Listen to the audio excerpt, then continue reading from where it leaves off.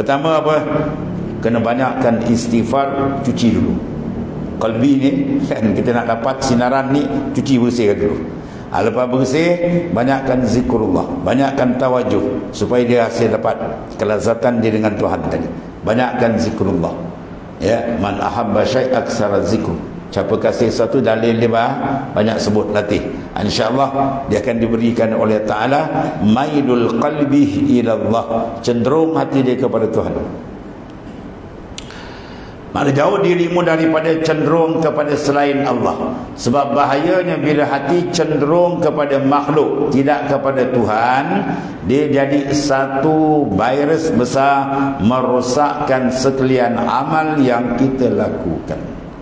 Ya, bila seronok hati dia dengan makhluk, nanti dia mulalah dia cari puji makhluk, cari maknanya pandangan makhluk, ya, cari glamour dengan makhluk. Akhirnya ibadat dia hangus.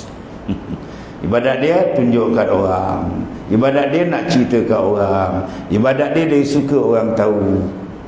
Sedangkan kita kena pakai kaedah wa kafa billahi alima, wa kafa billahi syahidah. Cukup bagi kita buat amal, Tuhan dah tahu dah.